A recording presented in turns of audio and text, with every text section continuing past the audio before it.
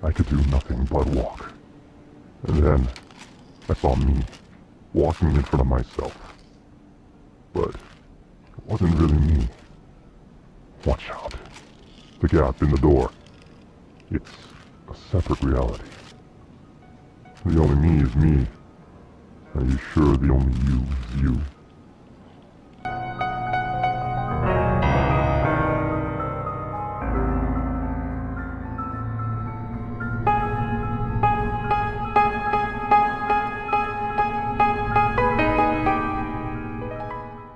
Video games as a whole are perhaps the most elaborate form of simulation.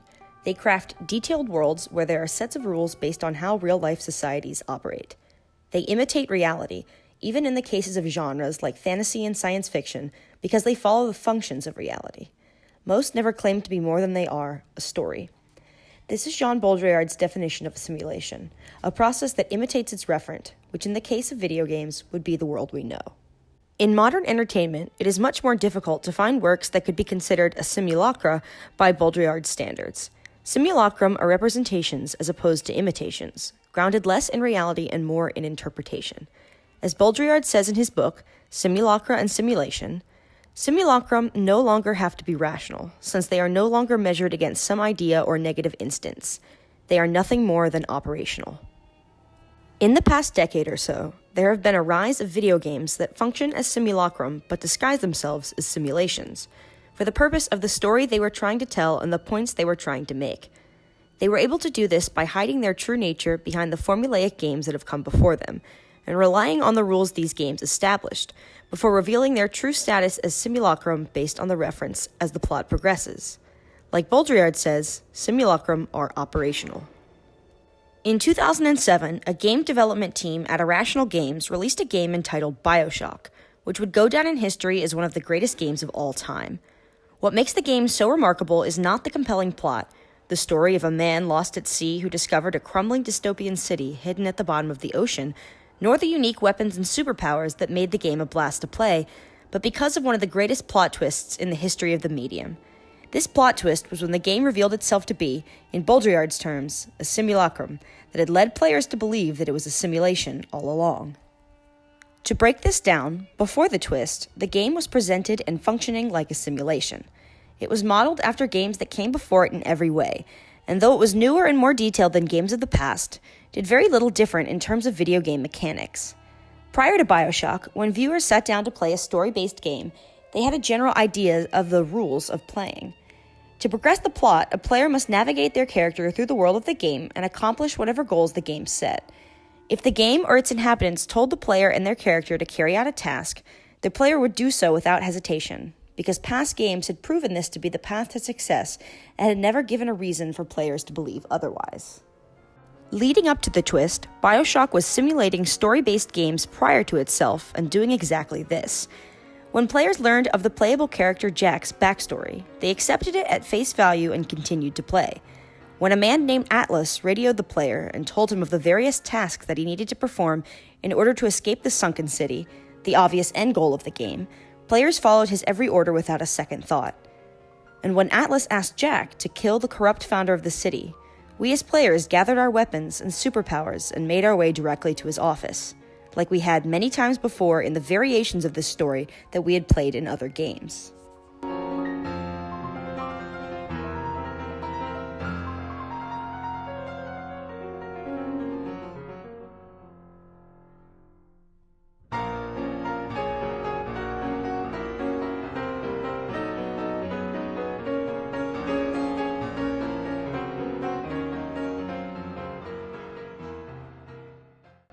Upon the player's arrival to the founder's office, they encountered a wall of images, with the phrase, "Would you kindly," painted across the collage. As the player frantically tries to piece together the evidence laying around, from a recording of a young Jack killing a puppy on command, to medical records dictating his childhood spent in a lab being conditioned for mind control and memory loss, every truth in the game established up until this point begins to be torn apart. Everything you and your character had faith in, as Baudrillard puts it, was not exchanged for anything real, but instead for itself. Reality and truth were not mutually exclusive. Grappling with this realization, the player then moves into the next room, where the city's founder, Andrew Ryan, is calmly waiting for him. Ryan provides even more shock. Atlas, the trusted guide, was behind everything. He raised Jack from birth to function as a puppet, commanding Jack to do his bidding with 3 simple words. When viewers had assumed the "would you kindly" phrase they heard over the radio in conversation time and time again was merely a character trait of Atlas's, it was actually the 3 words that Jack was conditioned to respond to without question. Andrew Ryan mocks Jack for not realizing that his entire existence was a lie, and that he had been living in a simulacrum all along, but naively believing it was a simulation. This is an analogy for the role of the player in the game as well, with viewers believing the same of their role in the gaming process. Ryan believes living in a simulacrum and being, in Baudrillard's term, nothing more than operational is akin to being a slave. Without choice, he says, a man has nothing.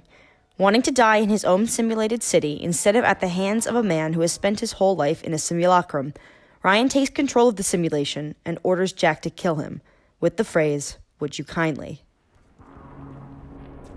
The assassin has overcome my final defense, and now he's come to murder me. In the end, what separates a man from a slave? Money? Power? No. A man chooses. A slave obeys. You think you have memories.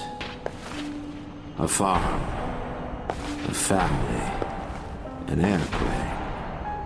A crash. And then this place. Was there really a family? Did that airplane crash? Or was it hijacked? Forced down. Forced down by something less than a man, something bred to sleepwalk through life until they are activated by a simple phrase spoken by their kindly master. Was a man sent to kill, or a slave? A man chooses. A slave obeys. Come in.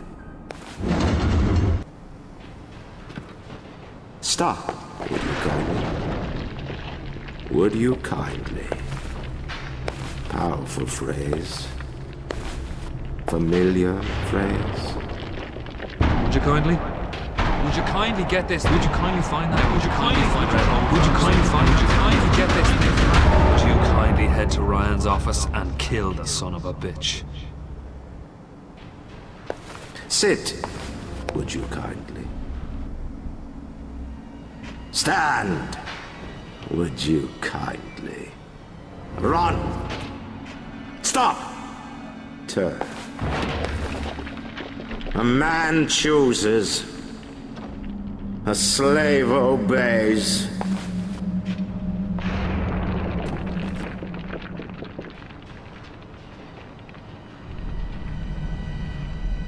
Kill!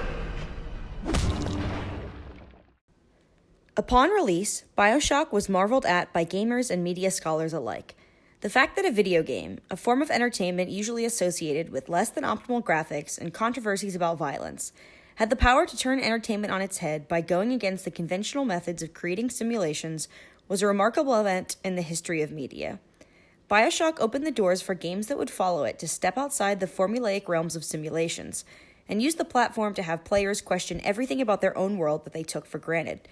Games like these are responsible for new ways of thinking about media, simulacra and simulation, and even postmodernism as a whole.